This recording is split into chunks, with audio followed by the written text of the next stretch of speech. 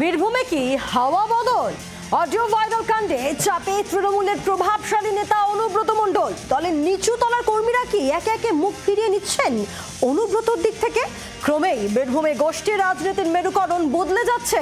সাঁইথিয়ায় প্রায় ৩০০রও বেশি তৃণমূল নেতা ও কর্মী, যাদের মধ্যে পঞ্চায়েতের উপপ্রধান, সদস্য, বুথ স্তরের নেতারাও রয়েছেন, একত্রিত হয়ে হাজির হলেন বীরভূম জেলা পরিষদের সভাধিপতি কাজল শেখের কাছে।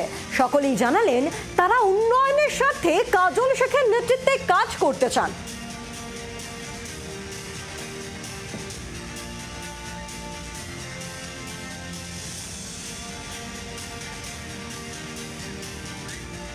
বীরভূমে কি এবার হাওয়া বদল? অডিও ভাইরাল কাণ্ডে চাপে তৃণমূলের প্রভাবশালী নেতা অনুব্রত। দলের নিচুতলা কর্মীরা কি এবার একে একে মুখ ফিরিয়ে নিচ্ছেন অনুব্রতর দিক থেকে? ক্রমেই বীরভূমে গোষ্ঠী রাজনীতির মেরুকরণ বদলে যাচ্ছে।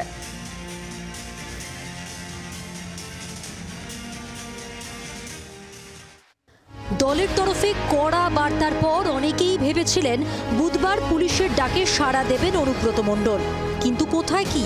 এদিনও নিজের বোলপুরের বাড়িতে স্বেচ্ছায় গৃহবন্দী হয়ে রইলেন বীরভূমের তৃণমূলের সদ্য প্রাক্তন জেলা সভাপতি। নিজে তো বাড়ি থেকে বেরোলেনই না, ঘনিষ্ঠ নেতা কর্মীরাও তার নিচুপট্টির বাড়িমুখো হলেন না।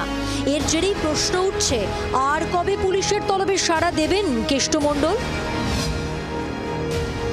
কেষ্ট না হয় স্বেচ্ছায় গৃহবন্দী, কিন্তু পুলিশ কি করছে? জানা গিয়েছে অনুব্রতর সঙ্গে ফোন কলের রেকর্ডিং ভাইরাল হওয়ার ঘটনায় বোলপুর থানার আইসি লিটন হালদারের বিরুদ্ধে বিভাগীয় তদন্ত শুরু করেছে বীরভূম জেলা পুলিশ।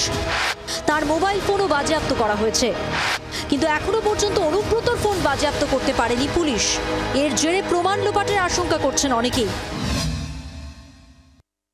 গুরু এবং চেলা, গুরু যে পথে হাঁটবে চেলাও সে পথে হাঁটবে, এমনটাই স্বাভাবিক শোনা যায়। কিন্তু বীরভূম জেলা তৃণমূলের ক্ষেত্রে কিন্তু এমনটা হলো না। কারণ অনুব্রত মণ্ডল গুরু হাজিরা না দিলেও তার চেলা বিক্রমজিৎ সাউ, যে অনুব্রত মণ্ডলকে সমর্থন করে কার্যত পুলিশকে ভৎসনা করেছিলেন, তিনি কিন্তু অন্য পথে হাঁটলেন। এদিন নির্ধারিত সময়ের অনেক আগেই সিউড়ি থানায় হাজিরা দেন কেষ্ট ঘনিষ্ঠ সাসপেন্ডেড তৃণমূল নেতা বিক্রমজিৎ সাউ। সূত্রের খবর, ঘণ্টা দেড়েক তাঁকে জিজ্ঞাসাবাদ করে পুলিশ। এই পরিস্থিতিতে তৃণমূলের মধ্যেই অনুব্রতর বিরুদ্ধে স্বর বাড়ছে। এদিন কড়া ভাষায় কেষ্টর কীর্তির নিন্দা করেন বাসন্তী তৃণমূল বিধায়ক শ্যামল মণ্ডল। পুলিশের বিরুদ্ধে যেভাবে আক্রমণ করা হয়েছে এটা অত্যন্ত নিন্দনীয় ঘটনা। কত মেন্টাল ডিজিজে ভুগছিল। সব মিলিয়ে পুলিশকে হুমকি দিয়ে রীতিমতো চাপে কেষ্ট। কড়া ব্যবস্থা না নেওয়ায় প্রশ্নের মুখে বীরভূম পুলিশও। ক্যামেরায় সম্রাটের সঙ্গে প্রসেনজিৎ মালাকারের রিপোর্ট, জি 24 ঘন্টা। বাংলার আওয়াজ, বাঙালির আবেগ, জি 24 ঘন্টা।